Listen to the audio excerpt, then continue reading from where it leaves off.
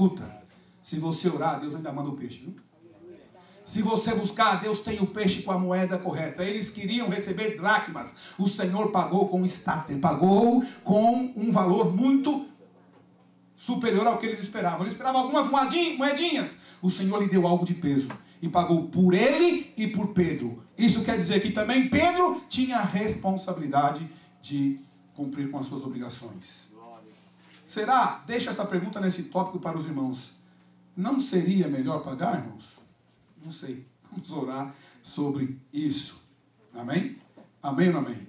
E a última parte, irmãos, o último tópico que eu quero tocar com os irmãos dentro disso está no Salmo, capítulo 11. E essa é a influência da igreja agora diante da lei.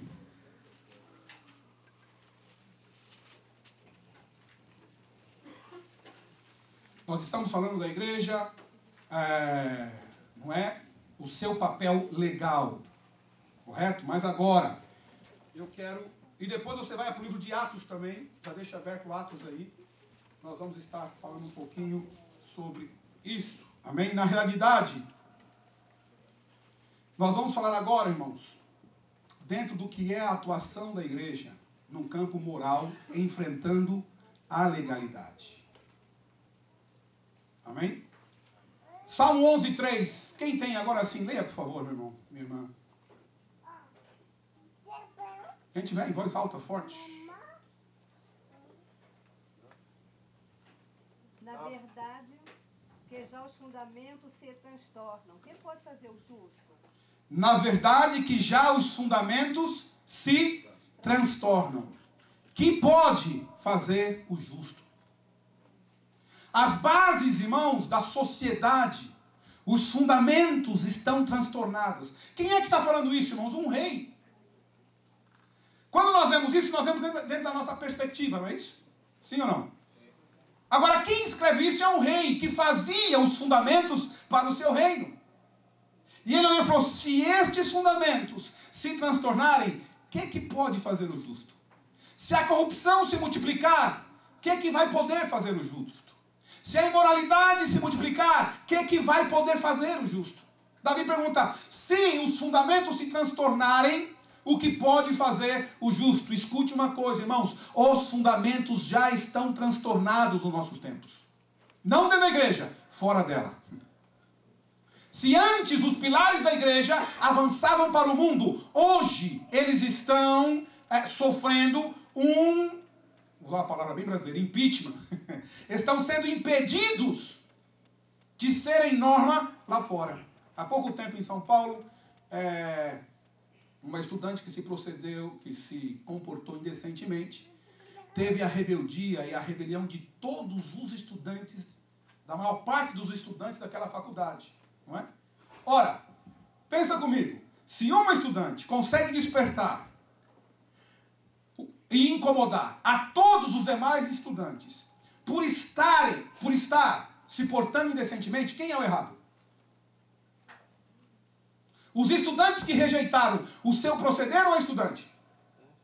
A estudante. Mas nas páginas da nossa imprensa, sem nenhuma exceção, todos os estudantes, a direção da universidade, foram chamados de retrógrados, foram chamados de talibãs, foram jogados de tudo e se fez um verdadeiro movimento midiático para valorizar o comportamento daquela que estava errada.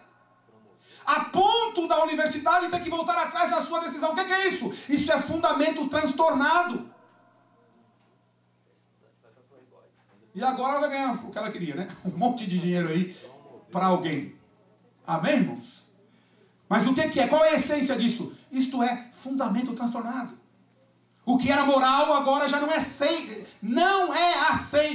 E o que Jesus disse nos últimos dias, casariam, se dariam em casamento, comeriam e beberiam, seriam piores que os dias de Noé, é o que nós estamos vivendo. São os valores transtornados. Os valores que estão mudados.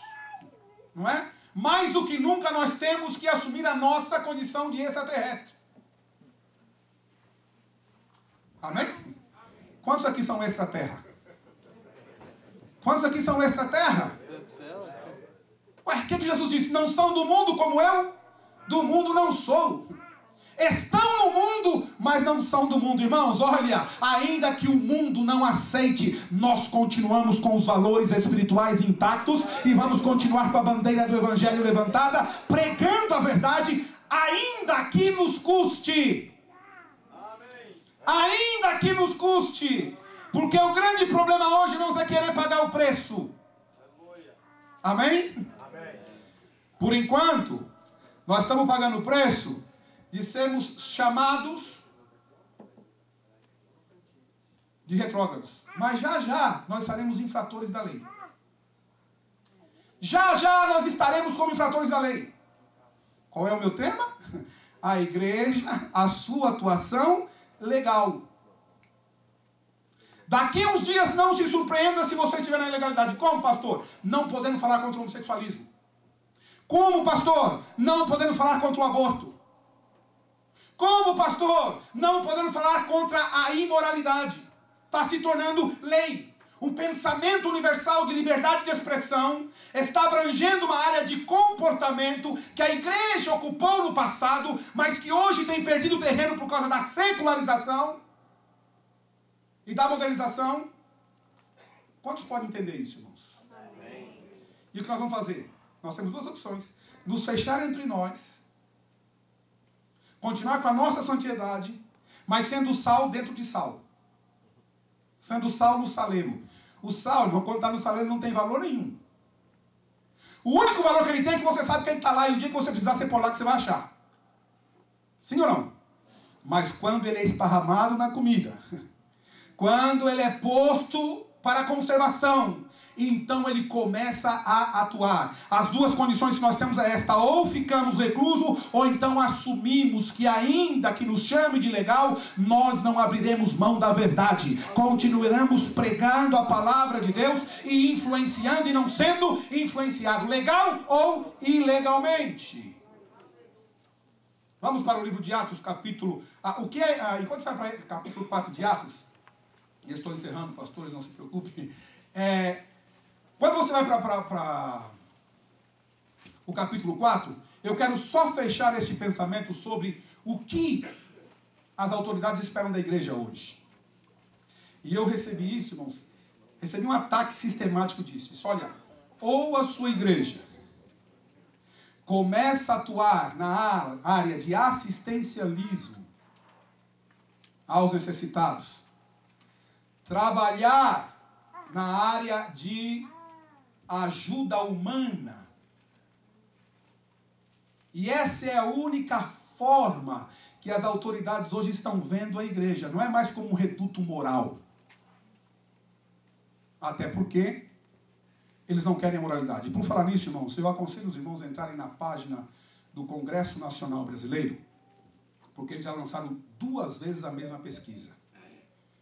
Você concorda com a lei anti-homofóbica, não é, contra a homofobia, que é a lei que o pastor Silas Malafaia, na nossa igreja, a Assembleia de Deus do Brasil, chamou da lei da mordaça, né?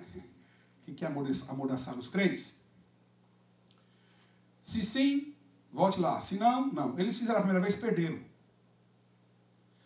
Vocês quantos sabem dessa pesquisa? Você sabe, pastor Salomão? Quem mais? Só uma outra mão e o pastor aqui. Irmãos, eu entro lá e voto toda vez que eles lançarem, porque eu sou sal. Eu não posso ter